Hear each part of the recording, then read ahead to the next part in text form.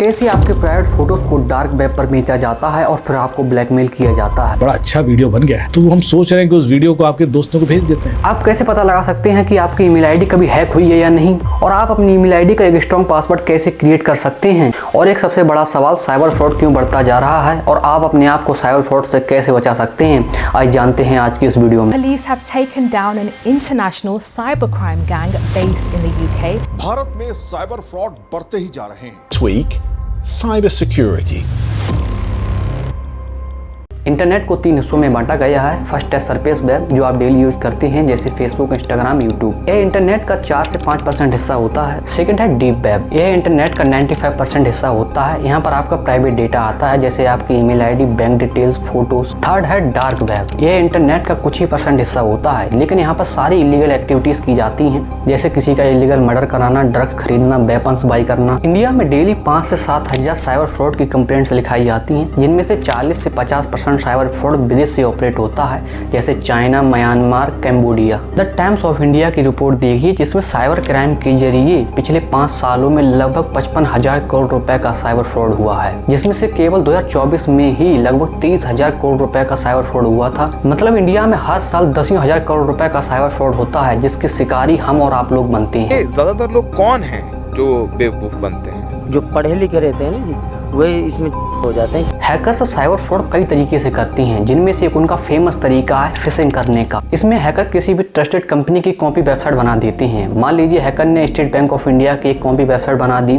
यह वेबसाइट दिखने में बिल्कुल सेम होती है, लोगो, लॉगिन पेज, कलर सब सेम होता है। अब हैकर लोगों को SMS, ईमेल, व्हाट्सएप मैसेज भेजता है और साथ में एक फेक लिंक भी दे देता है। अब जैसे ही विक्टिम उस लिंक पर क्लिक करता है, वह हैकर की फेक वेबसाइट पर पहुंच जाता है। अब विक्टिम अपना user name, password, debit card details enter कर देता है। अब यह डेटा सीधे हैकर के सर्वर पर चला जाता है। अब हैकर विक्टिम के रियल बैंक अकाउंट से लॉगिन कर लेता है और जैसे ही OTP मिलता है, सर आपको एक OTP आया होगा, वह सारे पैसे ट्रांसफर कर देता है।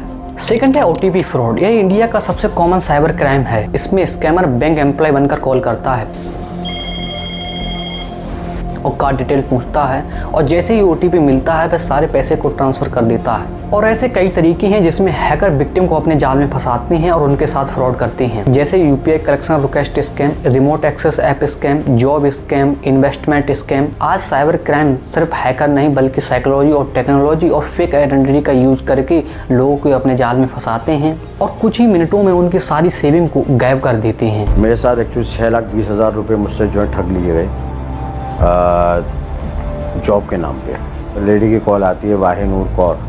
साइबर फ्रॉड कई हैकर्स के जरिए किया जाता है, जैसे स्क्रिप्टिंग किट्स। ये वो लोग होते हैं जिन्हें खुद कोडिंग नहीं आती है, बल्कि बड़े हैकर्स के द्वारा बनाए हुए सॉफ्टवेयर और वायरस का यूज करके छोटी मोटी हैकिंग करते हैं। ब्लैक हैट प्रोफेशनल, ये वो हैकर होते हैं जिन्हें खुद कोडिंग आती है और नए वायरस और सॉफ्टवेयर को बनाकर एक बड़े डेटाबेस को हैक करते हैं। हैकिंग सिंडिकेट्स, ये पूरा हैकर्स का ग्रुप होता है। इसमें कोई डेटा चोरी करने में एक्सपर्ट होता है, तो कोई उस चोरी किए गए डेटा को बेचने में, और कोई उस बेचे गए डेटा से आए हुए पैसे को सेव करने में एक्सपर्ट होता है। स्टेट स्पॉन्सर्ड हैकर, ये सबसे खतरनाक और एडवांस लेवल के हैकर होते हैं। इन्हें किसी भी सरकार का समर्थन प्राप्त होता है। इनका मकसद पैसा नहीं होता है, बल्कि किसी भी देश की जासूसी करके उनके सिस्टम को तबाह करना होता है। हैकर डाटा चोरी करने के बाद सीधे डार्क वेब के सीक्रेट मार्केट प्लेस पर ले जाते हैं। यहाँ हैकर डंप यानी कि थोक बिक्री के रूप में भी आपके डेटा को बेच देते हैं। मान लीजिए एक हैकर ने 1 लाख लोगों की ईमेल आईडी और पासवर्ड पता कर ली, तो उसे वो डार्क वेब पर $100 में बेच सकता है।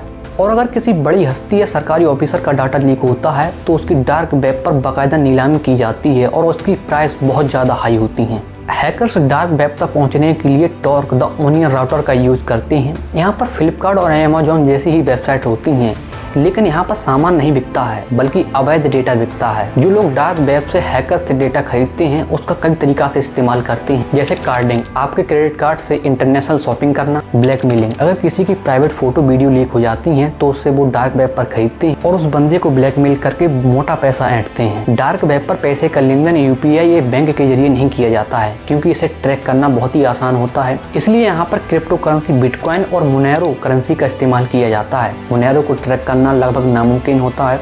इसलिए स्कैमर इसे ज़्यादा पसंद करते हैं। और ये पता लगाने के लिए कि आपकी ईमेल आईडी कभी हैक हुई है या नहीं, उसके लिए दुनिया की सबसे पॉपुलर वेबसाइट है हैव आई बीन पॉन्ड। यहाँ पर जाकर अपनी ईमेल आईडी डालें और यह आपको बता देगा कि आपकी ईमेल आईडी किसी बड़ी कंपनी द्वारा जैसे फेसबुक, लिंक्डइन, कैनवा द्वारा कभी डाटा ब्रीच में लीक हुई है या नहीं। अब सवाल ये आता है कि आप अपनी ईमेल आईडी का एक स्ट्रॉन्ग पासवर्ड कैसे क्रिएट कर सकते हैं। ज़्यादातर लोग क्या करते हैं, नंबर्स को या पर अपनी डेट ऑफ बर्थ, अपने नाम को ही अपना एक पासवर्ड बना लेते हैं। लेकिन हैकर्स ऐसे पासवर्ड को कुछ ही सेकंडों में गेस कर लेते हैं। एक स्ट्रॉन्ग पासवर्ड को बनाने के लिए सिंपल से रूल होते हैं। सबसे पहला, पासवर्ड में 12 से 16 कैरेक्टर्स होने चाहिए। सेकंड, पासवर्ड में capital letter, small letter, number और स्पेशल कैरेक्टर का मिक्स होना चाहिए। थर्ड, पासवर्ड ऐसा होना चाहिए जिसे गेस करना बहुत मुश्किल हो। एग्जाम्पल के लिए आप देख सकते हैं।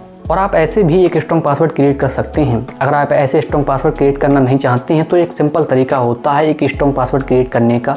इसमें 3 से 4 रैंडम वर्ड्स को मिलाकर एक पासवर्ड को बनाया जाता है, जैसे tiger special character, moon special character, Rohit फिर स्पेशल कैरेक्टर और कुछ नंबर। ऐसे पासवर्ड लंबे भी होते हैं और हैकर को हैक करना बहुत मुश्किल होता है। इसके अलावा 2 फैक्टर ऑथेंटिकेशन को ऑन करें और कई कंपनियां जैसे गूगल, माइक्रोसॉफ्ट 2 स्टेप वेरिफिकेशन का ऑप्शन देती हैं, इसे भी आप ऑन करें।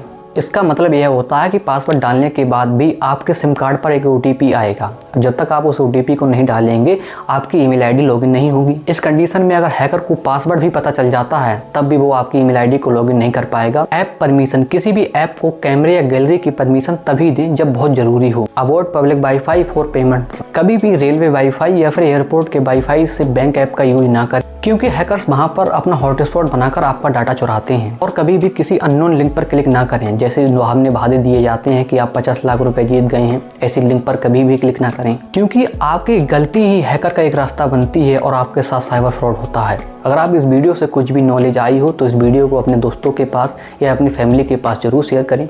अगर आप चाहते हैं इसका नेक्स्ट पार्ट बनाया जाए तो कमेंट में ज़रूर बताएं।